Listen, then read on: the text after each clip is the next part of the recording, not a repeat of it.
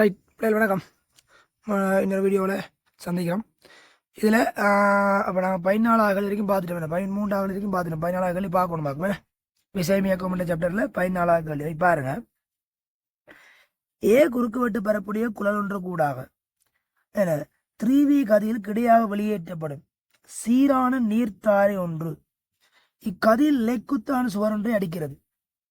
எல்லா நீரும் சுவருக்கு செவ்வண்ணான கதிவியில் பின்னடிப்பதாகவும் நீர்ந்து நடத்தி ரோவாகவும் இருப்பேன் சுவர் மீது தாக்கும் விசை. இது என்ன தியரியில வந்திருக்குது? ரைட் பாருங்க, சிவன் பயணமாயிட்டு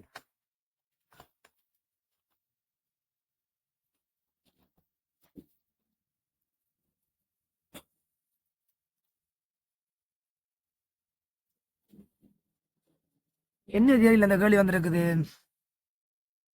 கேள்வியை பார். குறுக்கு குழாய் ஒன்று கூடாக தண்ணி வெளியேறுதான்.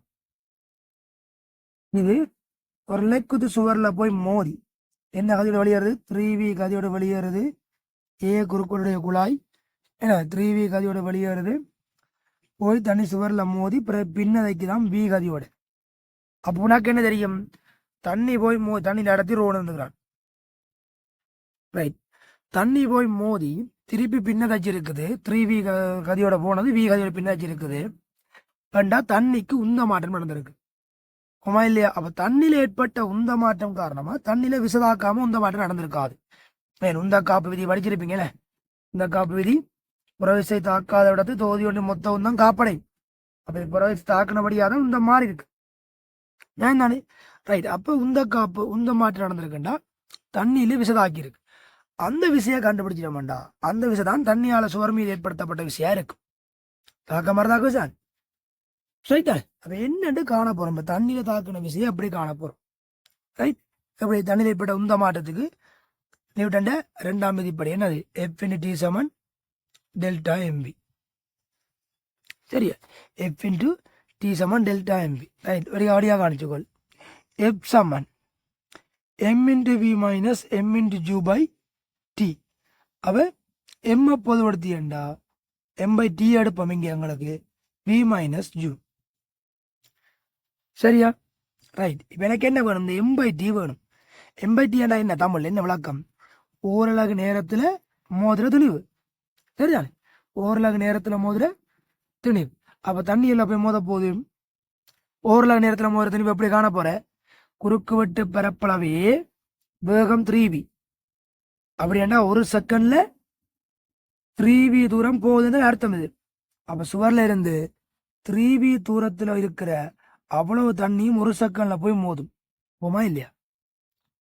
ஒரு செகண்ட்ல சுவர்ல மோதுற தண்ணிவு தண்ணி அளவு சுவர்ல இருந்து 3V தூரத்துல இருக்கிற குறுக்கோட்டில் உள்ள அவ்வளவு தண்ணியும் போய் மோதும். கரெக்டா?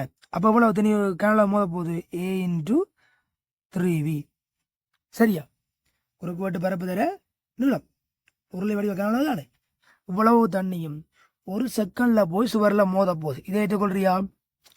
ரைட். ஒரு செகண்ட்ல சுவர்ல மோத போகுது. ரைட். இப்ப இனி என்ன விளக்கம்?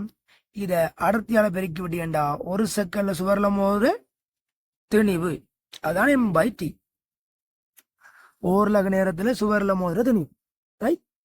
உலக விஷயம் என்ன? அப்ப இப்ப கொண்டு அங்க பிரிச்சு விடு. 3A ρV தர இறுதி வேகம் V சாய ஆரம்பம் எதிர்ப்பக்கம். அப்ப சாய 3V திசை பார்க்கணும் வேகம். சரியா? அப்ப என்ன வரப்போகுது? 4V. இது 3 AρV பெருக்கி விடினா 12 AρV வர்க்கம். இப்படியே செக் பண்ணு. 12 AρV வர்க்கம்.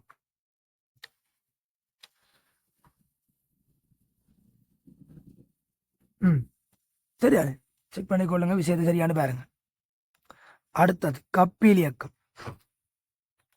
என்னது? புறக்கணிக்கத்தக்க நிறையோடைய ஒப்பமான கப்பி ஒன்று வித்தராசொன்னால் தொங்க விடப்பட்டுள்ளது. கப்பிக்கு மேல் செல்லும் பாரமற்ற விரிவடையா இலையொன்றின் எதிர்முனைகளுக்கு 2 கிலோகிராம் 6 கிலோகிராம் ஆகிய நிறைகள் பொருத்தப்பட்டுள்ளன. இந்நிறைகள் ஈர்ப்பின் கீழ் அசைய விடப்படுமாயின் வித்தராசு உள்ள வாசிப்பு. ஈர்ப்பின் கீழ் அசைய விடப்பட்டா வித்தராசு வாசிப்பு என்னண்டா? வித்தராசு என்ன வாசிப்பு வாசிக்கும்? இதுல இழுவைய வாசிக்கும். ஒன்றானே கப்பிக்கு துணிவு இல்லை. அப்போ கப்பின் சமநிலை பார்த்தியாண்டா இங்கே எழுவை டி இங்கே எழுவை டி. அப்போ 2T தான் தராசு வாசிப்பு. இலைகள் எப்போவுமே இழுவிசை தான் கொடுக்கும். ஏன்னா இப்போ 6 கிலோ இது 2 கிலோ, இந்த பக்கம் அசைய போகுது துணிவு ஒன்றானே, இந்த பக்கம் துணிவு அசைய போகுது. அசைய போனவன் லேசான நீளாகலை ஒப்பமான கப்பி. அப்படின்னா இலைன்ற எல்லா இடமும் ஒரே எழுவதான் இருக்கும். அப்போ இங்கே எழுவதான் இங்கே இருக்கும், இங்கே எழுவதான் இங்கே இங்கே எல்லா இடம். அப்போ கப்பியை பிடிச்சி கீழே இழுக்க போகிற 2 பக்கம் 2T. அப்போ அந்த 2T சமன் தராசு வாசிப்பு. ரைட். அப்போ இப்போ பிரச்சனை இந்த இலையில் உள்ள இழுவையை கண்டுபிடிக்கிறது. ரைட். இதுக்கு பாருங்க என்ன செய்வோம், நாங்கள் 2 தினவுக்கு வெப்சவனமே போடுவோம். இவர் கீழே ஆர்முடுகளை போச்சு வேண்டாம், அதே ஆர்முடுகள் அது மேலே போகுது ஒன்றாலே. அப்போ போடுவோம் 2 தினவுக்கு ஆர்முடுகள் இருக்கா கோவையே.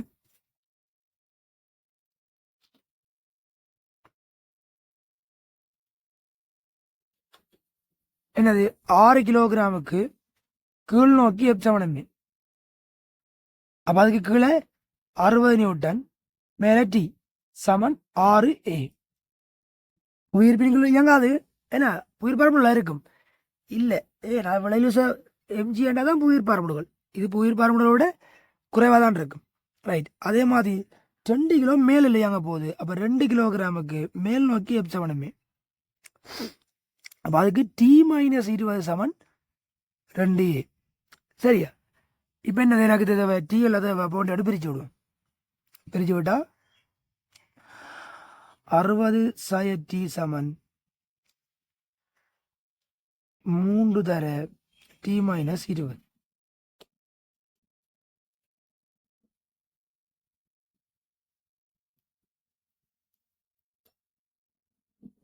சரியா? அப்போ என்ன விளக்கம் இப்போ 3T 60, அதுக்கு வந்து இங்கே கூட்டினா 120, 4T. அப்போ 4T சமன் 120. அப்போ T சமன் எவ்வளவு 30 நியூட்டன். அப்போ 2T இல்லை தராசு வாசிப்பு. அப்போ 2T சமன் எவ்வளவு 60 நியூட்டன். அப்போ தராசு வாசிப்பு 6 கிலோ வாசிக்கும் தராசு. விளங்க என்ன நடந்திருக்கிறது, கப்பில் இயக்கத்தோடைய விளங்குங்கடா. கப்பில் இயக்கம் சரியான பேர் 6 கிலோவை காட்டும். 4ஆம் படை பொருத்தம் இதுக்கு மேலே இந்த கப்பில் இயக்கத்தோடைய விளங்குங்க. என்ன நடந்திருக்குது, 6 கிலோ அங்கே 2 கிலோ. அப்போ 6 கிலோ கீழே எங்கே அவர் மேலே எங்கே வேறு. அப்போ நான் இவருக்கு கீழே நோக்கி எப்சவனமே போட்டினான். அப்போ 60 சய டி. இவருக்கு மேல் நோக்கி எப்சவனமே T/20. ரைட். அப்போ இடையில 70 அங்கே வாசிப்பு 2 எழுவையும் சேர்த்தா இந்த ரச வாசிக்கும். அந்த வாசிப்பு தான் எடுத்தது. இதை இப்படி இல்லாமல் சும்மா மனதால் பார்க்கலாம். எப்படி பார்க்குறான்னு பேர் சொல்கிறேன்னு ரியலைஸ் பண்ணக்கூடிய மாதிரி இருக்கான்னு பாருங்க. சும்மா மனதால் பார்ப்போம். மொத்த திணிவு 8 கிலோ. கப்பி தொகுதிக்கு எப்படி விளையிலிசா பார்க்கறது, இங்கால 60 இங்கால 20. அப்புறம் ஒரே திசை என்பாண்டு போடுற இல்லை. கப்பின் இயக்கத்தை பார்க்கணும். கப்பின் இயக்கத்தை ஆதரிக்கிறது, கப்பின் இயக்கத்தை எதிர்க்கிறது. அப்படியே விஷயம் இருக்கும். இது கப்பியை இயங்க விடாம எதிர்க்கும் 20 நியூட்டன். இது கப்பியை இயங்க ஆதரிக்குது. அப்ப 60 சய 20 40 நியூட்டன். அப்போ 8 கிலோவில் 40 நியூட்டன்டா 2 கிலோவில் 10 நியூட்டன். ஆமாம்ல, 8ல் 40 2ல் 10. ஆனால் இங்கே நோக்கி மேல் நோக்கி 10 நியூட்டன் விளையிலிச வரணும்டா. கீழே 20 நிறை இருக்குது. அப்போ இது 30,000 தானே 10 வரும். விளங்க விஷயம் வேண்டு ஒரு கடையை செக் பண்ண கொள்ளுங்க சொன்ன விஷயத்த. அப்படி இவருக்கும் செக் பண்ணி பாருங்க. மொத்தம் 8 கிலோவில் 40 நியூட்டன்டா, 6 கிலோவில் 30 நியூட்டன். எங்க நோக்கி வரணும் 30 நியூட்டன்? கீழ் நோக்கி. ஏற்கனவே கீழ் நோக்கி என்ன இருக்கு 60 இருக்குது. அப்போ அது 30,000 கழிப்பட்டு மிச்சம் 30 பேர். விளங்க பிளான். ரைட். அந்த ட்ரிக்ஸ் இருக்கா ரியலைஸ் பண்ணிக்கொள்ளுங்க. தராசு வாசிப்பு 6 கிலோகிராம்.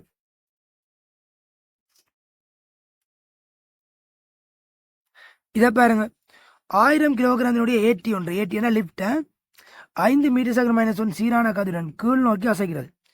இவ் ஏடி மாறா அமர்முடலுடன் 10 மீட்டர் தூரத்தில் ஓய்வுக்கு கொண்டு வரப்படுகிறது. உராய் விசைகள் புறக்கணிக்கத்தக்க கூடியவையாயின் இவ் அமர்முடலின் போது தாங்கும் தடம் இல்ல தாங்கும் தடத்தில் உள்ள இழுவை. இப்ப என்ன விளக்கம் இதை கவனிங்க. ஒரு லிப்ட் வந்து கீழே இயங்குதான் மாறா வேகத்துல. தாங்கும் தடம் ஒரு தடம் தாங்கி இருக்குது. தாங்கும் தடம் தாங்கி கொண்டு இருக்கு லிப்ட. இப்ப இவர் கீழே எங்களுக்கு ஒரு மாறா அமர்முடுகள்ல மாடா அமர்முடுகள்ல இயங்கி என்ன செய்தான் 10 மீட்டர் தூரத்துல ஓய்வடைதான். 10 மீட்டர் தூரத்துல ஓய்வடைதான். ரெண்டா அந்த ஓய்வடையும் காலப்பகுதி அந்த இயங்கும் காலப்பகுதியில டி என்னவா தாங்கும் தடத்தில் உள்ள இழுவை என்னவா என்ன செய்யலாம் நாங்கள் ரைட். இங்கேயும் ஓய்வுக்கு வாரத்துக்கான இயக்கத்துக்கு அமர்முடுகளை கண்டுட்டு எப்சவனமே போடலாம். எப்படி அமர்முடுகளை காண போறேன்? இடப்பேச்சு தெரியும், வேகமாற்றம் தெரியும், ரைட். அப்ப போடன் என்னது வி வர்க்கம் சம் நேரம் தெரியாது, ஜூ வர்க்கம் பிளஸ் 2as, பி வர்க்கம் 0, ஜூ வர்க்கம் 25 மைனஸ் இல்ல. அப்போ வந்து 2 ஏதர 10 சமன் 25. அப்ப ஏ சமன்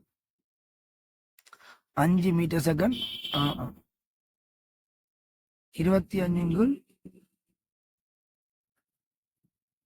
20 சரியா ஒன்றானே 25 20 ரைட். அப்ப இப்ப போட எப்சவனமே தொகுதிக்கு எவ்வளவு டி மைனஸ் 10,000 1000 கிலோ இல்ல 10,000 சமன் 1000 தர 25 20 சுருக்கியோட விஷயம் முடிஞ்சது. அவ்வளவு வரப்போகுது 50 125 1250. அப்ப 11,250 நியூட்டன். சரியா 11,250 நியூட்டன் இருக்காண்டு வரவிட 4ஆம் படை பொருள் விளங்க விஷயம் என்ன ஓகேயா ரைட். அதற்கா செக் பண்ணிக்கொள்ளும் ரைட். இதை பாரு கேபிட்டல் பொருள் பி ஒப்பமான கிடைமேசையொன்றின் மேல் வைக்கப்பட்டு அம்மேசையின் மூளைக்கு பொருத்தப்பட்டுள்ள ஒப்பமான கப்பிக்கு மேலாக செல்லும் இலையொன்றுக்கு அதே தினுடைய பூனை ஏ வரிப்படத்தில் காட்டப்பட்டுள்ளவாறு இலையில் தொங்கி அதில் ஏற முயற்சிக்கிறது. இச்செய்கையின் போது பொருள் பி ஆனது கப்பியை நோக்கி ஆர்முடுகள் ஜி அசைகிறது. ஏன பூனை ஏயின் இயக்கம் பெற்றிட்டே இது வந்து ரெண்டும் சமதனிவாம். இது ஒப்பமான மேற்பரப்புல சுயாதீனமா வச்சு கிடக்குது. அப்ப இவற்றை நிறைய மட்டும் தான் அங்க விளையல் விசை இழுக்கேக்குள்ள இவர் ஜி அண்ட் ஆர்மோட கிடையா இயங்குதான். 2000 உள்ள இழுவிசை என்னவா இருக்கும் எம்ஜியா இருக்கும். என்ன விளையல் விசை வேற விசை இல்லை தானே. அப்ப கிடையா எப்சோனமே பாதிச்சேன்டா எம்ஜியா இருக்கும் இழுவிசை.